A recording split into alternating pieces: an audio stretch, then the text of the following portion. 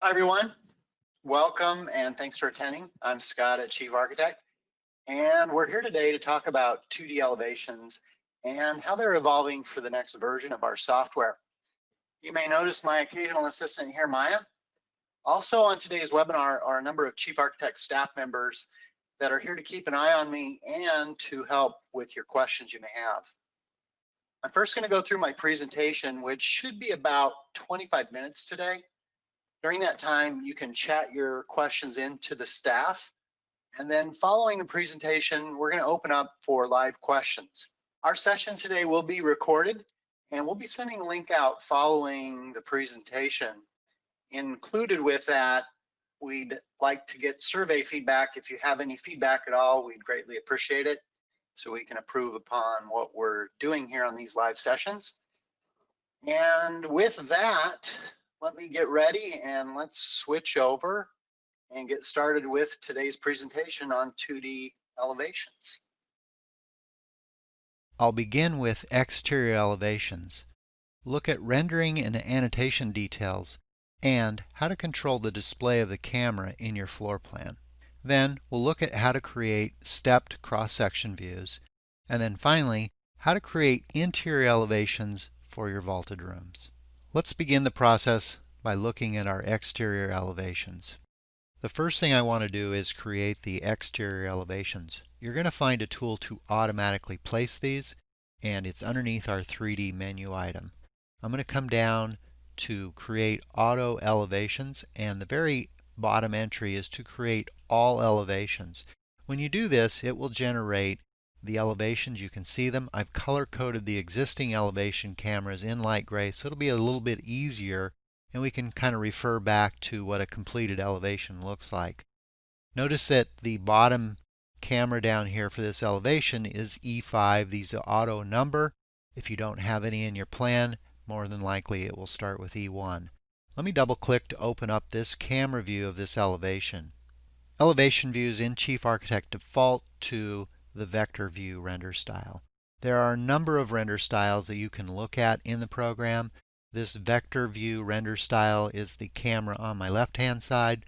There are other render styles if you wanted to toggle this on to glasshouse or watercolor to preview these settings. Most often vector view is a common format. The other thing you can do with this vector style view is to toggle the color on and off.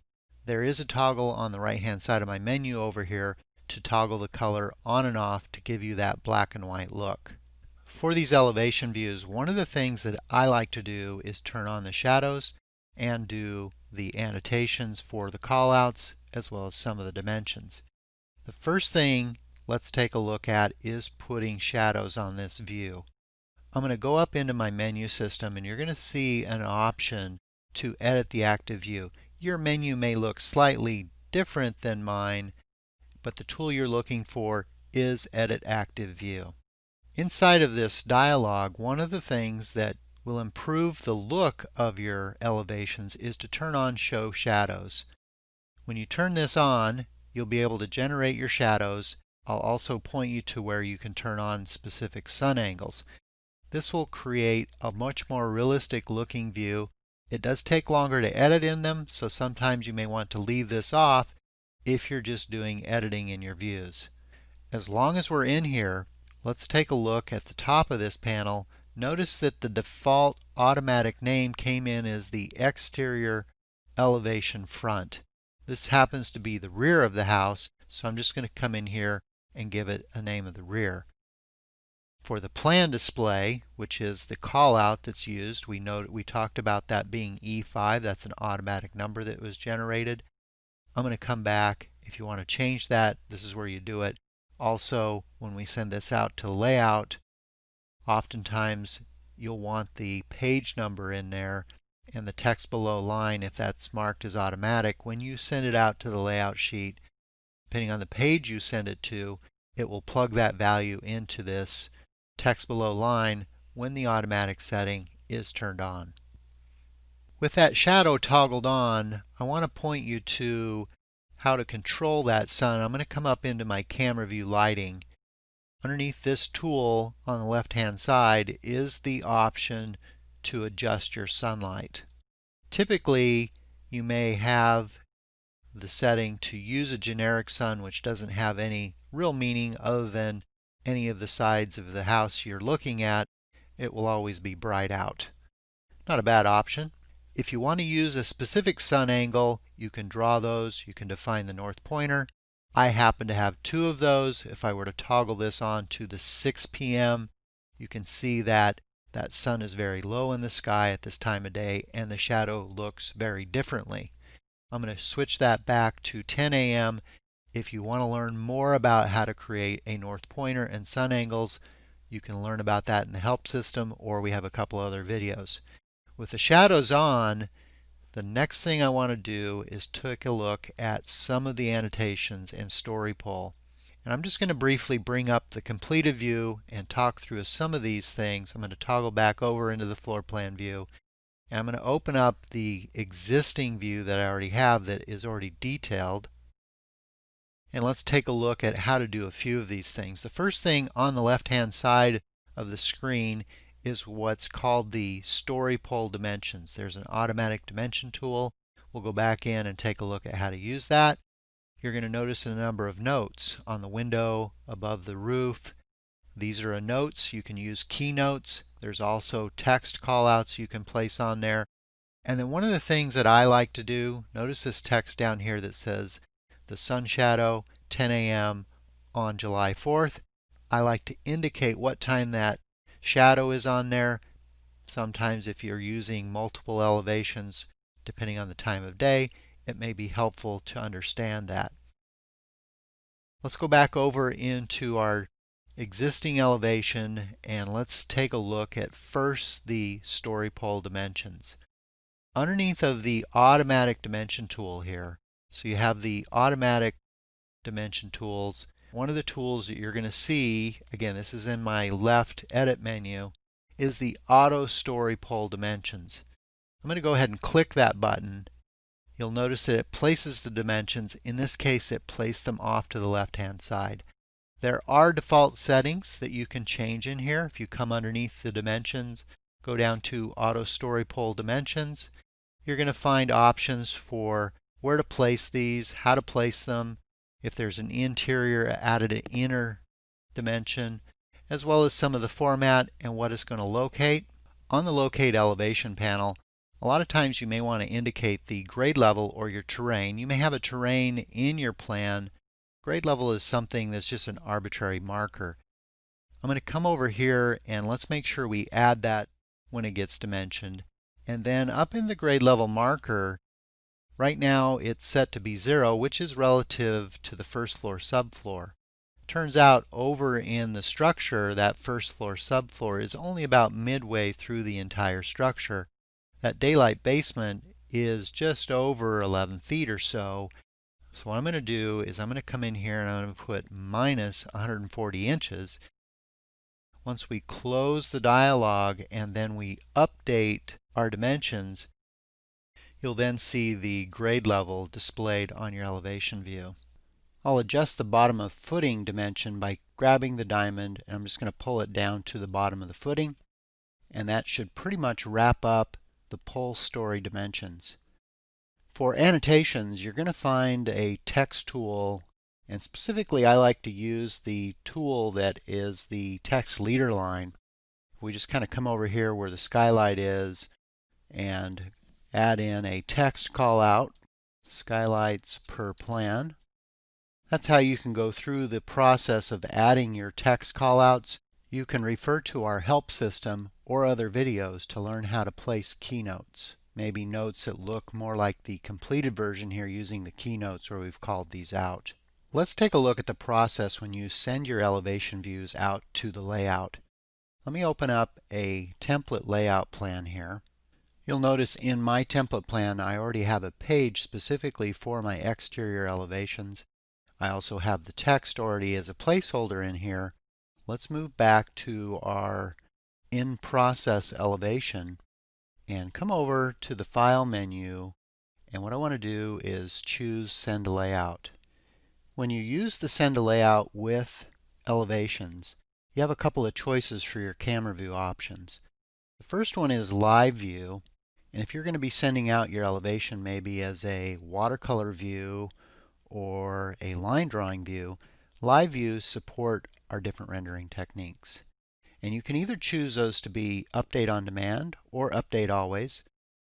The other option is to use plot lines. Plot lines will be a crisper view, and then you can also choose to use a color fill when you send these out. Let me go ahead and send this out to layout sheet number 3, and then we'll position it on the page. So that takes a minute to actually send it out to the layout. Let's go ahead and pull that down towards the bottom of the sheet. And now this is positioned the way I like it on the sheet. And if I return back into our plan view, let's take a look at what's happened to our camera callout over here. You'll notice in the camera, first the fill is devoid since the camera is open. In the camera itself, there is the page number, number 3, and the reason that page number is in here, let's go ahead and click on this. Let's use the open button down here. On the plan display panel, underneath the callout, specifically text below line, it's marked to be automatic. And again, when that's automatic and you send the view out to layout, it will populate the page number you send it out to. Sometimes I like to have my callouts all be the same size. Currently, my callout size is marked to be automatic. That means it will grow as the text grows. If you want to force the issue, you can always come in here and type in a value and adjust it. And then as I close that view, let me just click on the X button up here, and then I'll also click and close the layout. At that point, you're going to notice that the fill returns into the camera now that it is closed. You can access these cameras either by double clicking on them, also over in your project browser. You'll find a listing of all of your section views, and you can see I have several in here. One of the things that I actually like to do is name them, and I put the camera number in front of these, E1, E2, E3, etc. That way it makes it easy to sort, and then you can just simply double click to open up any one of these elevation views. And as we come down, you're going to notice here are the 4 cameras that were automatically generated at the beginning of the session, and specifically the view that we created right here. You can double click on that and it will open up the view.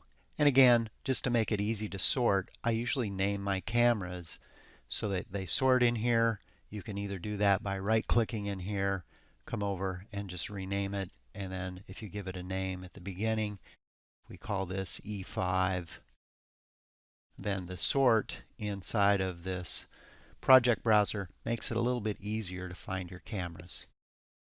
Let's move on and take a look at how to create a stepped section view.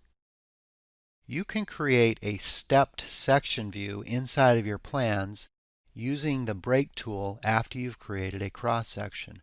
There may be certain circumstances that you need to create a stepped view.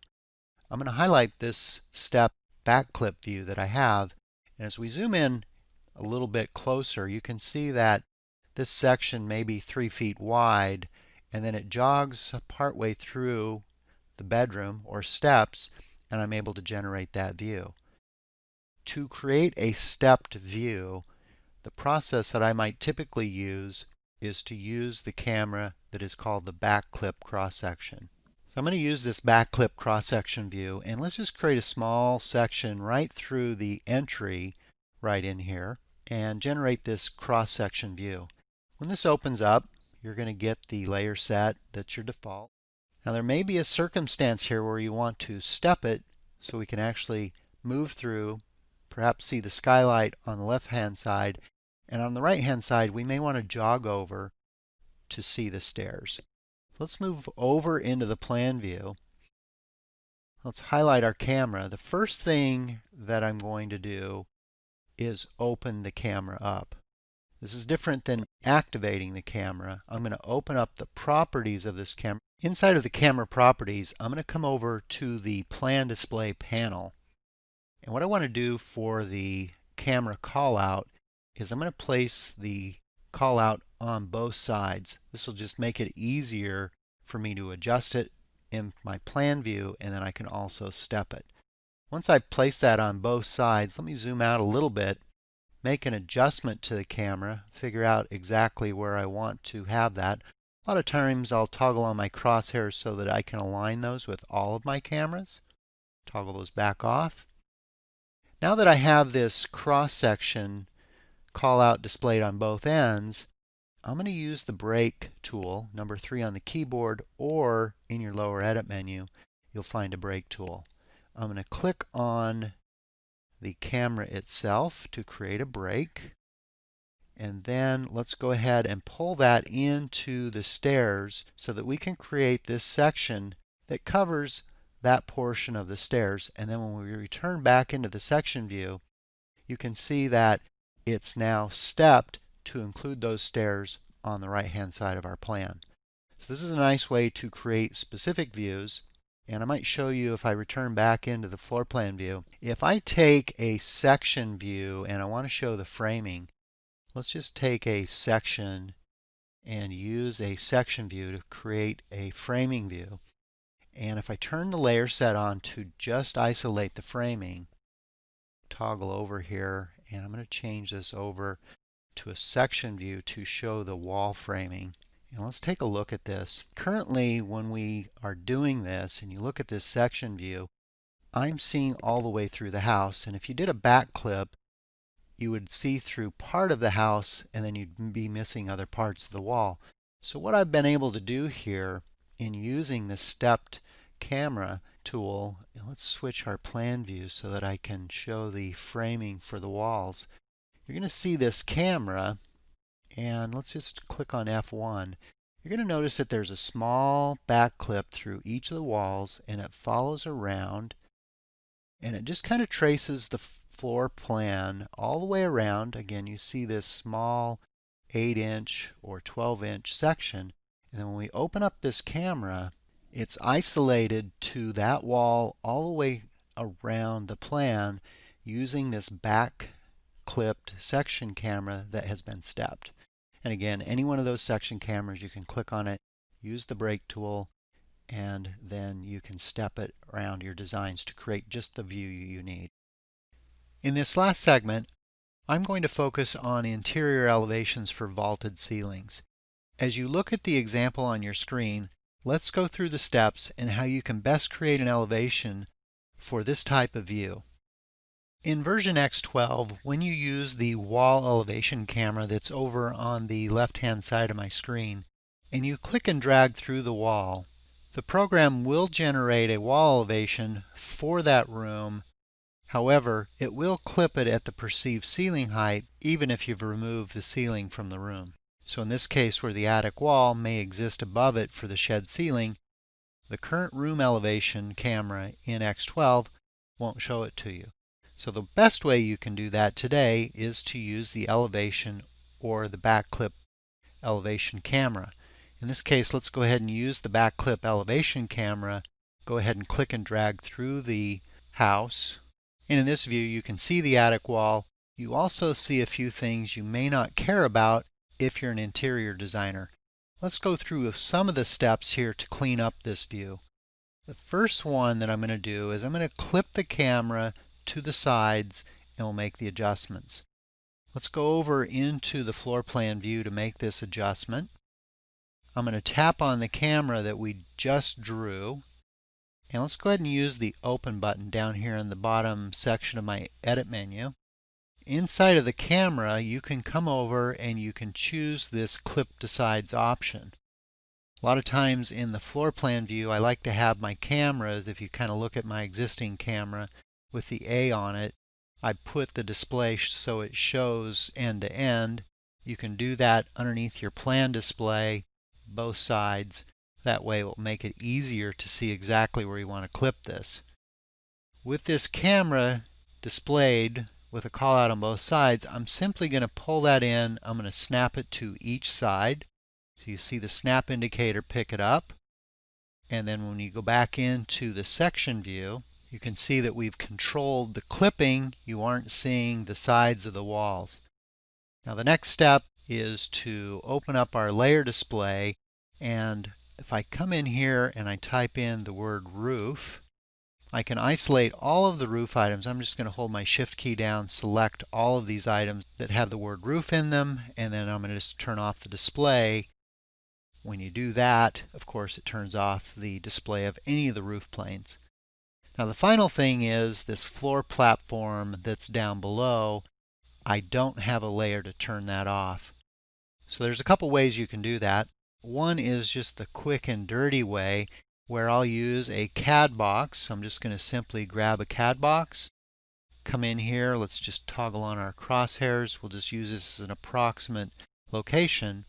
With this Cad box, I'll double click to open it up, and then I'm going to just simply change the fill style here to be solid, and then I'll just choose it to be white. I call this the digital whiteout approach. And then in that case, you can change the fill. Clearly you'd want to change the line style as well. If I come into the line style, there is an option in here to use a blank line style, and then you won't see that, and that cleans up your view pretty well. If you're an interior designer and you don't care about the floor platform at all, let me just delete that Cad box that we drew in here. Here's one thing you can do. In your template plan, you can remove the floor platform altogether. And sometimes I do that depending on what I'm doing. If we go back into the floor plan, you can come in here by room. Let's just double click on the room. And down here at the bottom for floor structure, you could click Edit, and you could zero these out. If you're using the Chief Architect Interiors, you would need to zero this out, so we could come in here, put a 0 thickness for the platform. If you're using the Premier version, there's actually a delete button, and you can delete those platform thicknesses. Remove it. I only did it for the one room. We could do that for the default for our plan. And then in the section view, remember I only did it for the one room, you can remove that, and now you can get a nice clean looking elevation for a vaulted room in this case. Let me switch over into X13 and show you how we've been working on this to make this an easier process.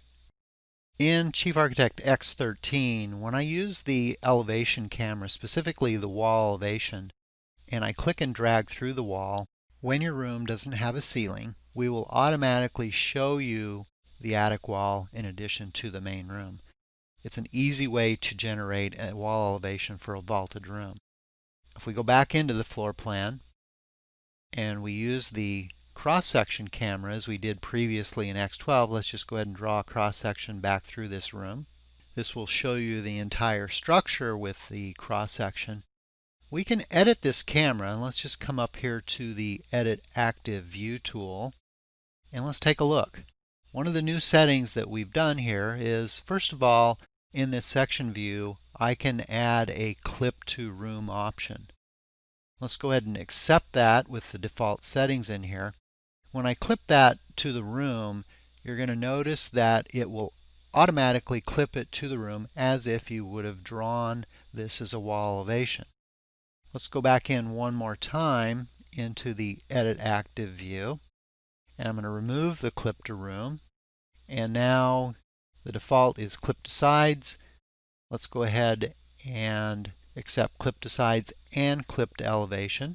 You notice that it doesn't change anything because it preserved the values when we did Clip to Room.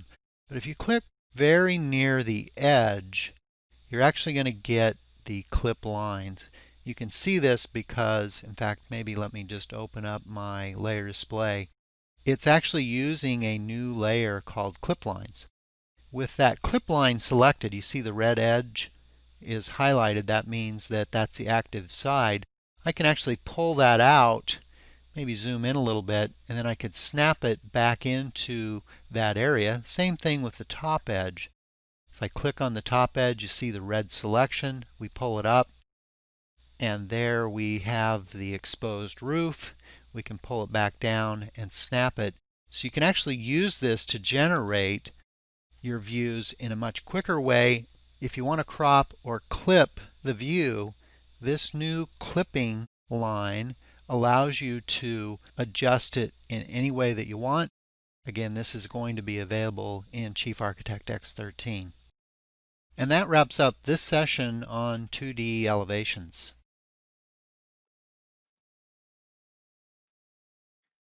Okay, great. Let me see if I can get my screen shared one more time over here. And we're going to try and take the questions, obviously, that are most relevant to creating elevations, whether it's exterior or interior. And Carrie's going to call on you. As she gets ready to call on you, be sure to unmute your microphone, and then we'll take your questions live. So, Carrie, how are we doing out there? Hey, Scott, we have a question from Vicki Worcester. Hi, Vicki. Go ahead and ask your question. So I'm a holdover from hand drafting days way back when, and I'm real sticky about line weights. Okay. And often when I put an elevation on, I'm not happy with the line weights. Okay. And I end up just doing a view to CAD on all my elevations, which means every time I change them, I have to update. Yeah. So I've tried going in and changing line weights in my elevation view, but for instance, I want the outline of a roof to be really dark, but the lines representing trim on the roof, the fascia, etc., I want to be really light. Okay. And say a corner board, I want the edges of the corner board to be heavy, but the inside of the corner board not to be so heavy. Sure. Same with window casings. How do you do that other than having to go into every single line in the elevation once it's on layout and change it? Okay, sure. Good question. When I print this or send it out to layout, you'll probably see a nice thick line. You can preview this in this view by toggling on the line weights. And that line weight toggle, I'll just kind of pause here. It's to toggle on the line weights here. And when I toggle this on, you're going to see what it might look like printed. Of course, we're zoomed way in here. And so now I've got that preview on here. You can toggle it on, toggle it off. And you can also do it a little bit by layer. So if we were to click on this window over here and open up our layer display, let's see if we can open up our layer display off to the side. This can be by layer set. So you can see that my window that I've selected over here has a line weight down here at the bottom, 35. And then there's also for the casings, exterior casings. And that line weight on the casings is 50. So I can control it through the layer set for those architectural objects. Okay, here's one for you. You have that casing and you want the exterior line of the casing to be 50. You want the interior edge of the casing to be 35. There's no way to do that, right? So for like the sash or something, Vicki? Yeah, because I want to show it more prominently on the outside of the window, but I don't need a heavy line on the inside of the casing where it's near the frame. Where it's on the exterior side. Yeah. Yeah. So am I just too picky? Well, I wouldn't say that, but so let me just do a shout out here and see if maybe Adrian has any ideas, and if not, we'll pass it over to Al. Adrian, do you have any thoughts about how you might handle that? I guess just from my experience, what I've found is it is a little limited because of the way that the draw order is. You only get one line there, and so the program is kind of choosing which line it's drawing. So what I end up doing is kind of two options. I'll, in my actual elevation, I'll draw a Cad box around the window so that I can control the line style of that particular Cad drop box and just use it as an overlay. That can be a lot of work. It's kind of similar to what you're editing with your CAD or your CAD details. And then the second option is kind of when you choose to send it to the layout, send it as a plot line instead of a live view. And with the plot line views, you can edit the lines right in the layout, which it sounds like maybe you've done a little bit, Vicki. Yeah. So yeah, those, I think right now, as far as I am aware of, it's a little bit limited in your control in the model itself. Yeah, the best way to do this that I've found is on the layout page using Edit Layout. Now, you go through the process that Scott was outlining, but if you're in Edit Layout, inside of Viewport, you can do a marquee select, and you can have some control over the line weights specifically for patterns and outlines. Oh, All right. So if Scott was to do a marquee here inside the view border in Edit Layout, you have to be in Edit Layout mode. On the top, it's the little pen. Click that, and then draw the marquee inside of the area. Like this? Marquee. Pull down the Shift key when you do it. Okay, now we should have a dialog here. Just done. You've got an open for specification at the bottom, little open door. Oh, okay, yeah, sorry. And we should see something that gives you control over the edge lines, the pattern lines, and you can change the line weights for individual lines like this. So you set things up. You set things up so that they're the best at the overall, as Scott was doing earlier, and then you make your final adjustments here using this. And you can multiple select. awesome. And you can multiple select in Edit Layout and grab all those lines that you want to reduce, because the edge lines are going to show up. And if you want to reduce the edge lines back down, then you can come in here and play with the line weight. Oh, thanks, Al. That's wonderful. Now, Al, that- when you do that, and let's say we need to move or remove that window, it's a true statement that I would have to do that each time I sent that out to the layout sheet. Is that? Yeah, that's fair? it. That's the issue. That's an issue. So every time you do when you're done, right? Yeah. You don't want to be Yep. sending it, because if you have to update this, all that stuff goes away. Mhm. Right. Make sure the client Oh. has no change orders. Oh, shoot. I've had them come back after I finish the project and collect it on my invoice, and then they come back and change things. Hey, thanks for Thank your you question very today, much, Vicki. guys. Thank you very much. Scott, we had Sean write in and he wants to know, how do you change the text style in the automatic story poll? Okay, yeah, let's take a look at that here. Let me do something real quickly. Okay, so let's assume that we take a story poll dimension here. So we run the dimension in, and the question was, how do you control the font or maybe the color of the font for that? And so if we go in to our defaults, underneath your dimensions for your auto story poll, here's where you're going to basically set up the information for your dimensions. And I think a couple questions came in. How do you locate the top of plate was one of the questions. Possibly George asked this question. How do you do that? So I'm going to try and answer both of these questions simultaneously. So you've got basically the high rough ceiling that you can put in here that's going to give you that information. You've got the finished ceiling, the headers, and you can see that top of wall is probably going to give me that plate height that you're going to get generated when we do this. And then the layer that this is going to go into right now is on dimensions automatic. So let's go ahead and set this up. And then on the general formatting, I'm going to place them on the left. There's a couple of settings, how far you want it to reach across the structure, so you can kind of control how that's going to be set up. So once we do that and we generate these automatic dimensions, you can see that here's top of wall, which is going to be your top of plate. And then if you tap on this and it came in on the dimensions automatic, there's a text style for these dimensions that are set up. And currently my default is using this default text style, which is down here at the bottom of my menu. And then if we were to just click the define button and we went in there and took a look at this, we could say, well, what is that style? Well, it looks like it's a 6-inch blueprint. But I could change that, right? We could change it to something like We'll just use this different font that looks very different.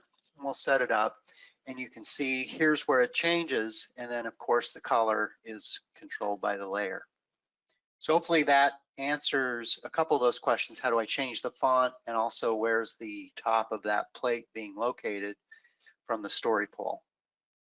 Thanks, Scott. We have a question from Charles. Hi, Charles. Go ahead and ask your question. Hello. Earlier today, you show a pitch with a little triangle. Did you just draw that with polyline, or? Yeah, a lot of times what I do, Charles, I actually have one saved in my library. It's blocked. Yeah. But a lot of times all I'll do is I'll just come in here Right. with a pitch indicator, something like this, and I'll try to match the pitch of the roof a lot of times when I do this. Okay. And just draw it in like that. Does that make sense? Yeah, yeah. I have the same thing in my library. I thought maybe you have something automatic does that. Yeah, no, but what I do is I'll block that when I come in here and put the text in, if that's 12/2, whatever it is. And then I'll just block it and add it to my library, and then I'll unblock it and maybe adjust this down or up depending on what the condition is. Yeah. I use Chief for commercial and residential a lot, and I have a tons of library of CAD file that I've created myself. It's really, really good. Okay, well, great. Thank you. You bet. Thanks for attending today. Appreciate it. Thank you. Scott, we have a question from Ashley Casper. Hi, Ashley. Go ahead and unmute yourself and ask your question. Hi, can you hear me? Hi, Ashley. Hey, Scott. I was wondering on when I have if I'm in an elevation and I have two cabinets that come together, and let's say they're open cabinets, so you see the frame like if they're bookshelves. When I put them next to each other, it basically almost turns them into like one style, so that you can tell that there's a seam.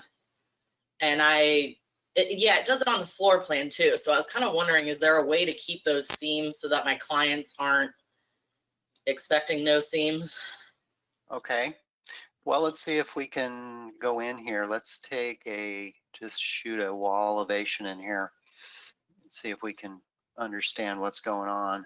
So you're not seeing, you want to actually see the seam in between here? Yeah, because I just want to make sure that they understand that it's two separate cabinets. Yeah. Well, one of them is if we switch our plan view over, I just did that in a different view. So in the floor plan view, I switched my layer set in my save plan view to kitchen and bath. And these are called the cabinet module lines. So you can see that in the 2D view now. Yeah. Yeah. And then in the elevation view, I don't know that I can easily show that without drawing a CAD line. And if anybody out there knows. Hey, Scott? Yeah. I think you can turn on the cabinet module lines in elevation view, and it will show that line there. Oh, okay. Let's take a look. And so you're saying that the cabinet module lines, if we turn that on, hey. Oh, awesome. I didn't even realize that you could turn that on in the view, and So here it is. What section was that? Like, where do I turn that on? Like, if I'm clicked on the cabinet, then I go to active layer display options. Okay. Yeah. I don't think my thing pops up like that in my thing. I guess I need to do that, figure out. Yeah, you can turn it on. I typically have it on all the time unless I'm doing a session here, and it gives me a little extra screen real estate. Okay, cool. Question. It relates to 3D. If I have like a small bathroom, and I want to do a 3D camera view, and I have a hard time obviously capturing the whole bathroom, I know you can like make the wall invisible and then take back your camera out. But I was wondering if there's like an easier way to do this, because sometimes if I have stuff hanging on that wall, like a towel bar or something on that wall that I'm making invisible, right? You gotta delete everything and then save a camera and then go back. Yeah. So you're right. When you take a 3D overview, there's the hide opposing walls in the camera itself, and you're aware of where that's at, right? So if we were to turn that off, and then when we rotate around, you kind of have a few things like that. But if you had a picture or towel bar on there, you're still going to see those things unless you turn the layer off. Okay. A lot of times too, I'll toggle, instead of what we just did here and hiding those opposing walls, I might toggle a wall to be invisible. I still have the same issue because that layer's on and the towel bar is still on that wall. So you might just think about, a lot of times what I do in some of my plans is I'll put a lot of that stuff on an accessory layer. And then I can build a layer set so that when you toggle those things on and off, you just don't see them. Okay. I consider a lot of those things maybe accessories, although some of them wouldn't be if you had a grab bar. But you could put them on those layers for that purpose, or put them on a different layer for that purpose. And then you could build a layer set and then just simply come in here and toggle the layer set to, I have a couple of them that are specialized for a cutaway or no landscape or no foundation or those kinds of things. And then you have a custom layer set that you built. Okay, so this might be a stupid question then, but if I had a towel bar, how do I make it a quote accessory? Do I just like open object and there's a way to do it? Yeah, so what you might do, let's assume that one of these cabinets, just for the sake of making it easy, let's say that's an accessory. And what I might do is come in here and open it up, and I have a layer specifically that I actually use. Let's just hit the define button.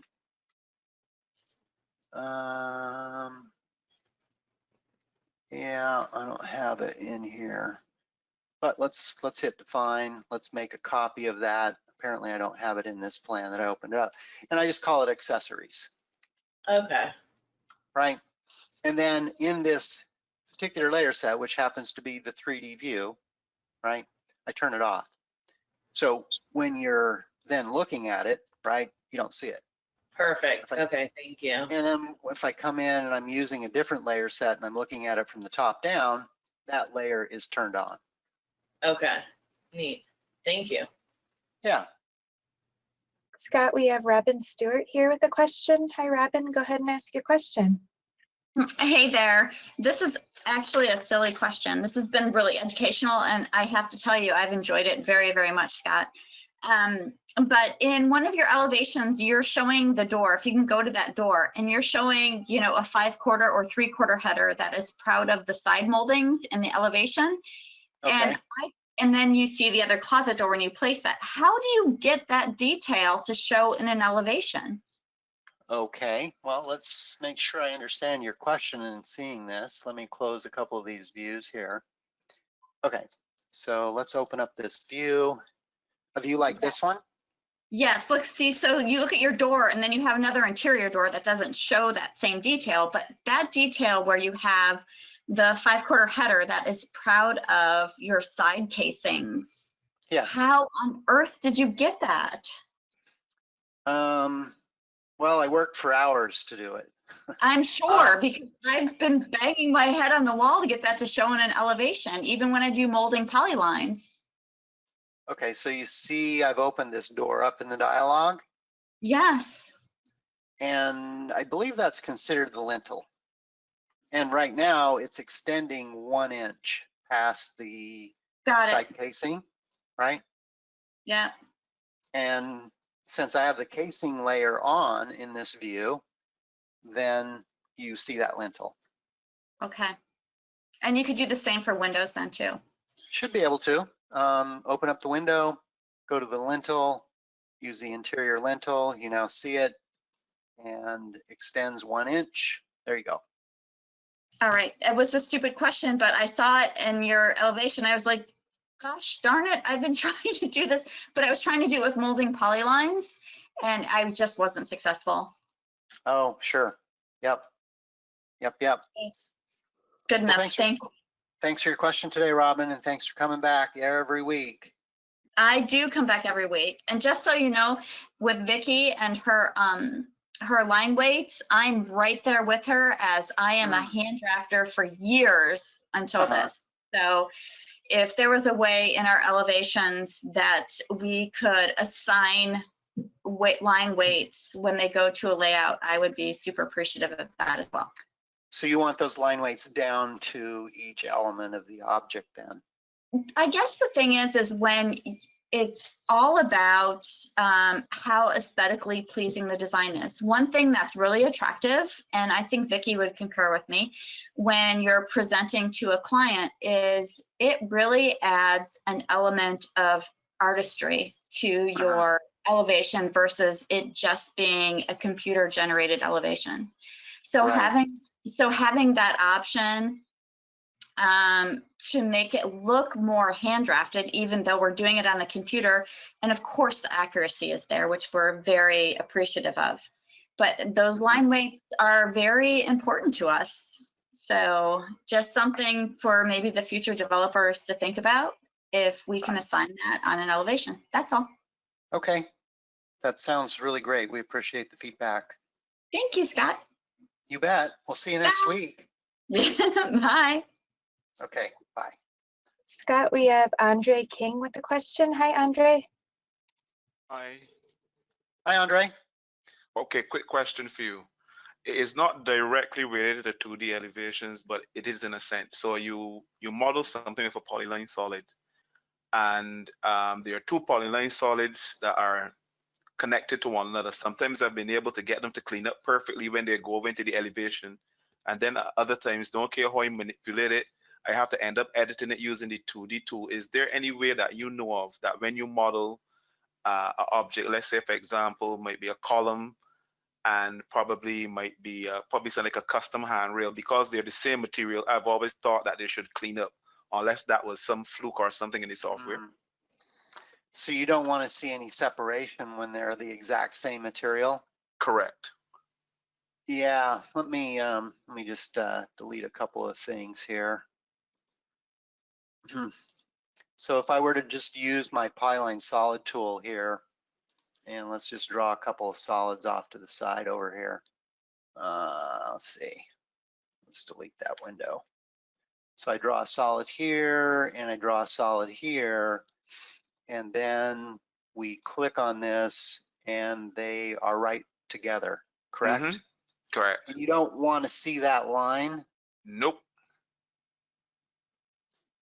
Okay, well, yeah, I mean, there's a few ways, and then I'll kind of open it up and see if somebody else has a suggestion. Right. You could change the line weight or the line color of this to match the material. Okay. Right? I could change the line on this to be gray. Currently it's black, right? So if I were to change that to match this color in here, that may solve part of the problem. Right. But now you don't see the black outline. Yeah. So you're probably not going to like that answer. No, but the thing is, the software can do it because I've seen it done. I've done it. I just don't know how it cleans up, or if it cleans up sometimes and then other times not. Yeah. The other thing you can do. Okay. Well, I just hit the undo button, and now it looks good, right? Yes. Well. Remember, I'm running X13, and so sometimes we're unsure. But one of the rendering techniques you can use is the standard render technique. And the standard render technique, if we switch over to that, is going to give you the color and not have the line on there. Okay. And so in that case, you don't see a line. Right. But there, it looks like I've got the answer right here in this view, right? Right. I'm not sure I can repeat that too easily. But as I'm saying, I don't know if there is an exact methodology, because let me explain the exact scenario. I was modeling I think it was a Victorian house. So the column is one material, which is wood, and then you have another piece of material there that is supposed to be the same thing. So that when it is finished, the only thing that you should be seeing is the outline pretty much. But a software does it. I just do not know exactly the steps that you follow to get. But you did it just now, and I'm not sure that you know. Yeah, I'm not sure I know either. Again, I'm using a advanced release of A beta, X13. yeah, beta. Fair enough. Fair enough. And sometimes interesting things may happen, especially when we're live here. Right. Right. But I'll make sure that we write that down. And I don't know if anybody else out there, any staff members wants to add to that. I'll pause here for a second if anybody does. Scott, take a look and see if the Boolean tools are active for that. Maybe you can do an addition or a union rather. Yeah, you could. There is the option, Andre, that you could do a merge of these two objects, right? Okay. You're aware of that? No, Yeah, I let's make these pretty fat so that we can see them maybe in 3D. I'm just going to make them 24 inches in width. And what I can do is I can actually merge these two tools with the union tool, and then we for sure get rid of it. And then if we just kind of took a 3D view, let's see if we can go back here, see where these things are. There they are, and it's one object. Okay. Or, you know, it looks like one object. One object. Fair enough. Okay. Yeah. Okay. Okay. All right. And there's one other thing I wanted to ask, one other question. In terms of, it is very similar to what I think, I can't remember if the name was Ashley, but she had asked if there was an easy way when you set up an elevation in terms of, I know you can do a case where you plot out to lines instead of the standard export to, and that actually is what I use because I like the control over the result. So that's why I use that. But is there hope probably, I don't know if this might be X14 or might be X13 point something, where like, say for example, I'm just going to use a similar situation. You know, sometimes you can have a cabinet and then there is a option where you think there's a dropper tool that has the letter O on it. And once you select, then you get an exact copy of what you would have, kind of like a match properties. Right. Is there a possibility at some point in future, and hint, that we can get a situation where we can use that to get a faster way of setting up? So say, for example, if we have a dark line already, an elevation, I can just match from that dark line and essentially paint that property onto other lines that I know that should be dark with that similar line weight, and then do the same thing obviously for lines that are lighter, possibly. I think you should be able to do that today. Okay. Right. So I just drew two lines off to the side over here. And if we were to just take one of these lines and maybe monkey with it a little bit, dashed line, and make it some interesting color that shows up, right? I don't know if you can see that very well. Yeah, I can see. Yeah. Okay. And now I want to say, well, whatever the properties of this line are, I want to match over here. Is that your question? I mean, in terms of elevations now, in terms of like when they do an elevation, in the context of an elevation, I know you can do that, but I mean in the context of an elevation. Right. Okay. Right. Yeah, match properties, kind of as we were talking about, if we wanted a thicker, a faster way, yeah, faster way, yeah. Okay. Okay. We'll make sure we capture that. Yeah. Thanks. Yeah. Thanks a lot for calling in. Where'd you call from today? Barbados. Nice. It's 20 degrees here right now. Okay. Next question, Carrie. Scott, we have a question from Cody. Hi, Cody. Go ahead and ask your question. Hello. Yeah, for my question, I'm so when you do a section view of a building, yes, this might be a beginner question, even though I've been using it for 10 years or so, but is there a way to get a section view of like room names within the section?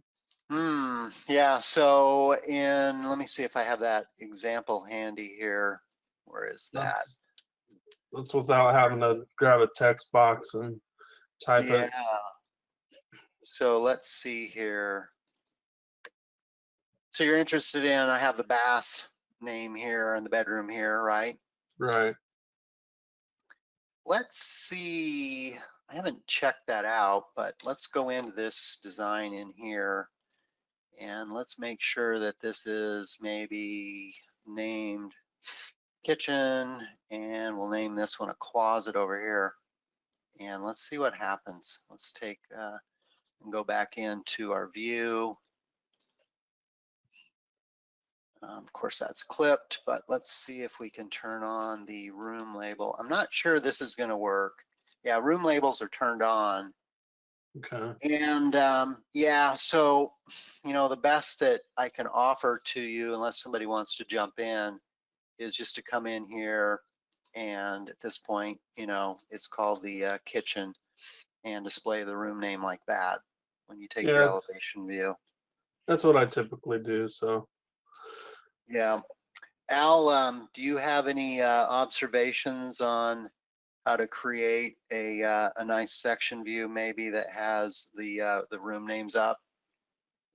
The only thing I can think of besides doing what you're doing, which is what I usually do, is to see if a macro is going to work there. Uh-huh. Is the room name macro available for that? Is that going to work? I've never tried that. Let's see here if we used a text box. There we go. And we're looking for a macro that is room, % room name. And yeah, I didn't get anything in there. All right. Yeah. Was that a text layer? Yeah, we have the layer turned on for rooms, I believe. I think it's room label. Let's just make sure that I do have that turned on. Room labels is turned on. And I'm just not seeing it right now. If we broaden that back to unclip that, let's see where we've got. Yeah, I'm just not seeing it right now. Okay. But let's make sure that we capture your request here, Cody. Appreciate it. And see what we can do. Cool. Okay, Hey, thanks Scott. a lot for calling in. Thank you. We have a question from Suzanne Maloney. Hi, Suzanne. Go ahead and unmute yourself and ask your question. Hi, thank you. My question for you, Scott, is if there is a way, or if it's maybe coming in the next version for, you pulled up the perfect screen for this, for us to rotate the dimensions on an elevation, especially so that they read left to right instead of vertically. Let's see. I don't know the answer to that. Do we have a elevation here? I probably messed up with this guy. Let's take this elevation. Let's throw our story pole dimension up there. And so you want to rotate that? Yes, I do. Oh, is that going to be available on all the elevations? Is that good? Yeah.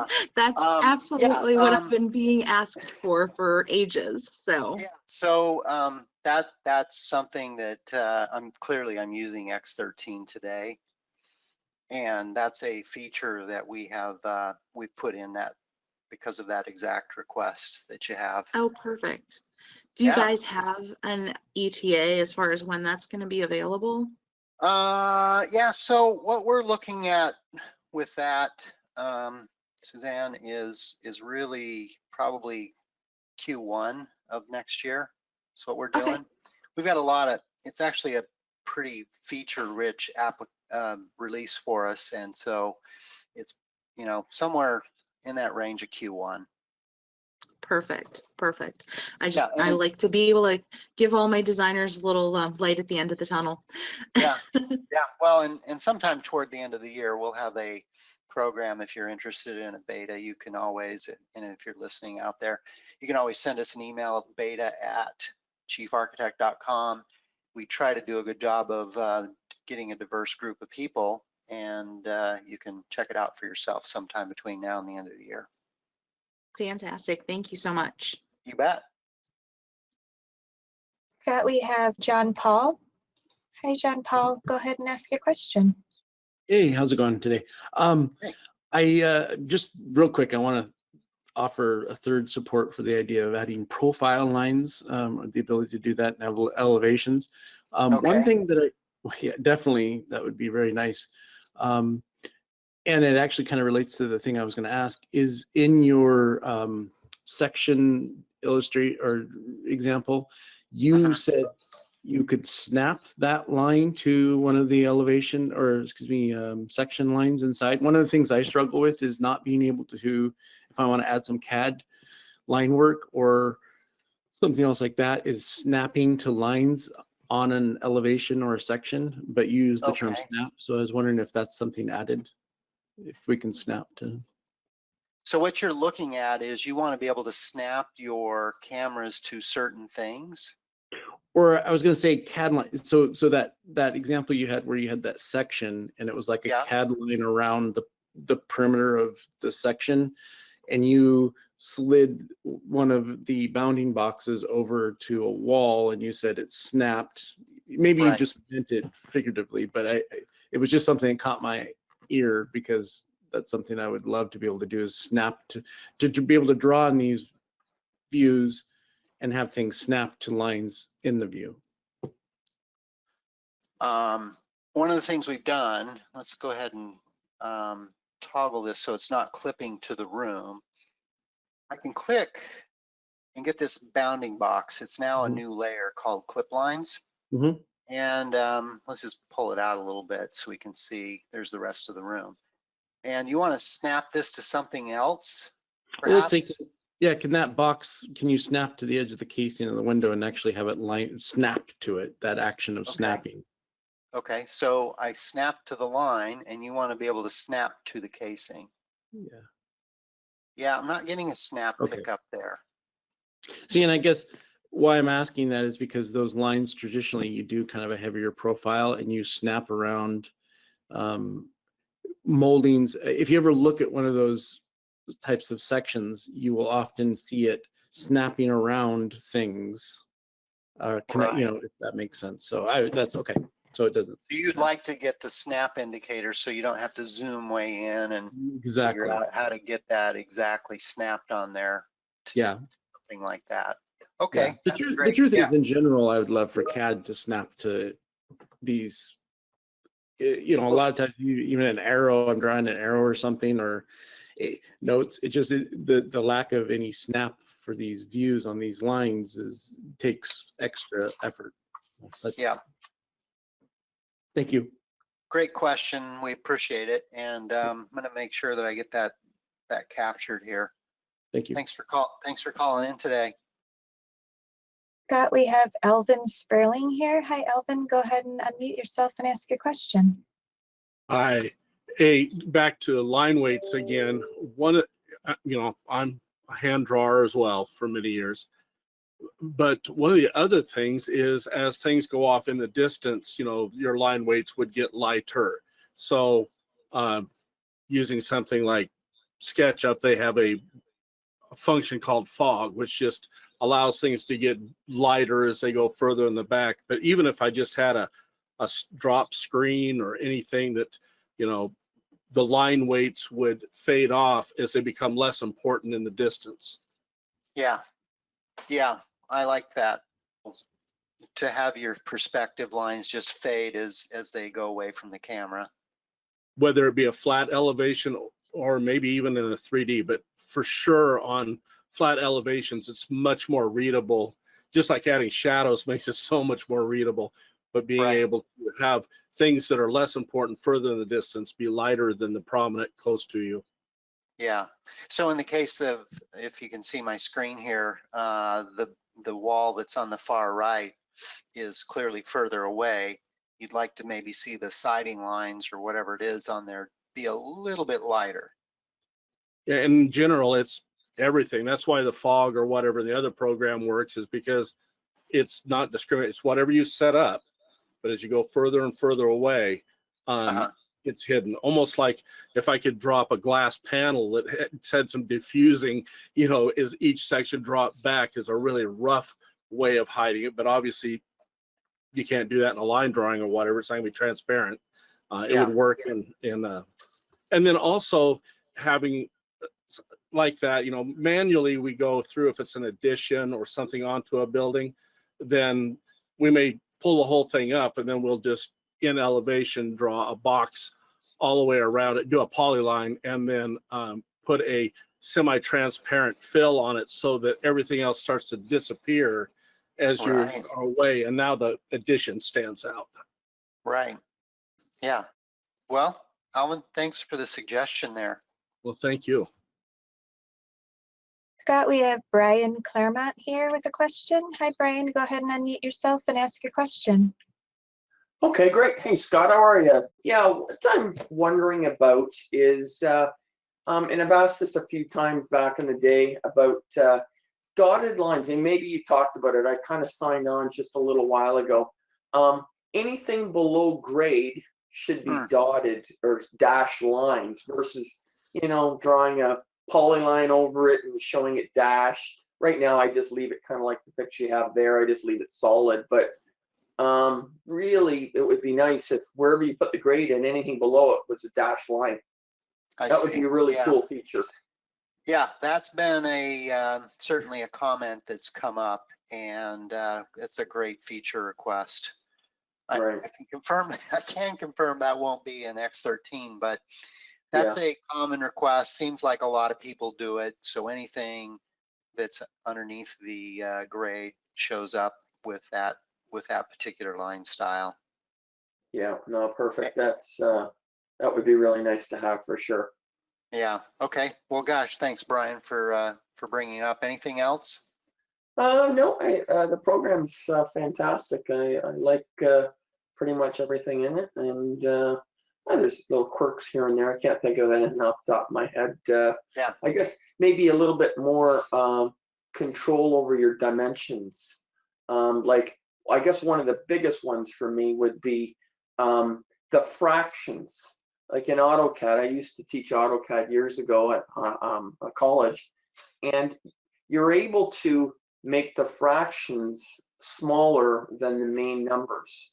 Because, especially when you're doing a closet, we'll say that's 24 inches deep, and then you got 3.5 inches on either side. I mean, they all blend over each other. Whereas if the fraction is able to be kind of a diagonal, so the dash is actually on a slash on a bit of an angle, and then they're shifted a little tiny bit. So that's a common thing in AutoCAD, but that would be another real biggie, I guess, for me. But we work around it, and I haven't used AutoCAD in 10 years, so tells you how much I like that program. So that's okay. Hey, thanks for calling in. All right, appreciate it. Thanks. Scott, we have George Perez here with a question. Hi, George. Go ahead and unmute yourself and ask your question. Yeah, hi. I'm in Sydney, Australia, here, and I've been trying to I'm doing a job in Chatswood. It's a very hilly site, and we're trying to work out the footpath and the crossing of the road, and trying to crossfall it. Trying to show it in elevations is pretty difficult, or even through the model. I use the ramp. Your ramp, I'm not sure if I did the right thing, but I just can't get it correct. How would you do it? That's my question. So you have something, let me just see if I have a picture. So you've got a pretty steep terrain. This isn't super steep, but we have a little bit of a slope, and you want to use something for the road or a walkway that goes the footpath up on the street, like on the street path. Sure.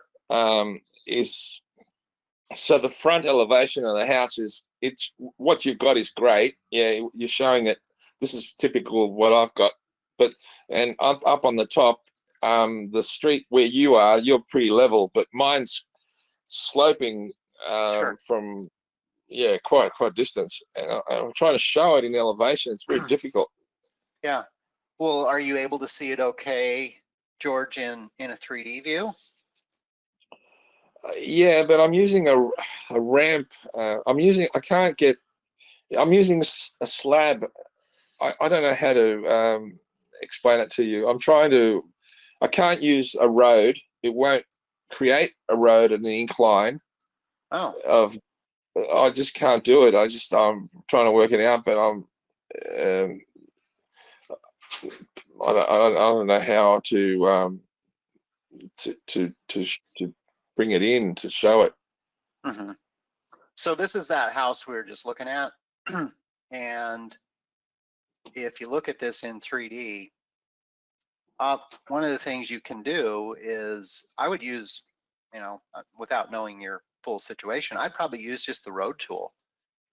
And when you use the road tool over the terrain and you have the terrain modeled, what's going to happen is it's going to follow the slope, right?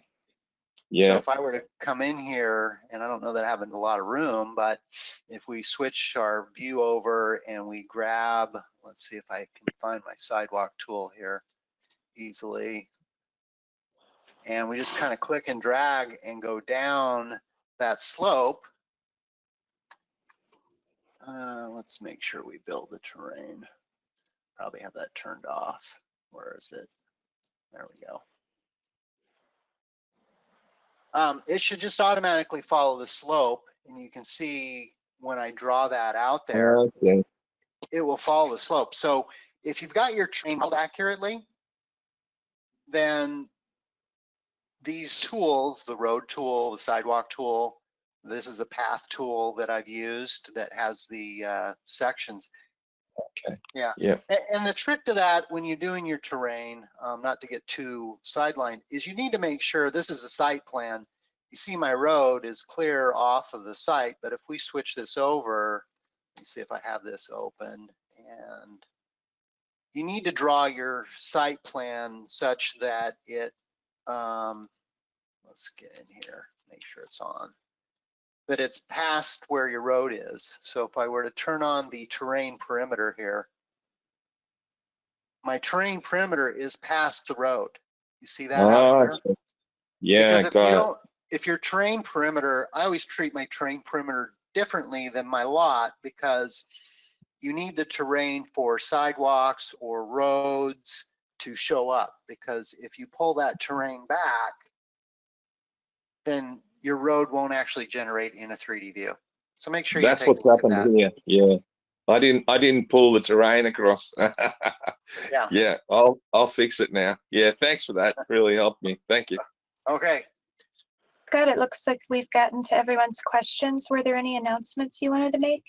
Yeah, so next week, let's just kind of pull up our schedule over here. We've been doing these sessions on Thursdays and giving a sneak peek in some of cases where we have what's coming new. And if you go to the main page on our website and you look at the live webinars and training events that we have coming, what we're going to be doing next week is we have a rendering presentation. We're going to be making quite a few adjustments in our rendering in the next version. We'll be discussing what that looks like, some exciting kind of new news coming up. So that's next Thursday, same place, same time. Be sure to sign up, get your spot reserved. Apparently there is some limit with the GoToWebinar event that we're using, and we may hit that for next week. And then next Friday, we have a boot camp. If you're kind of new to the program, this is a great way to kind of learn.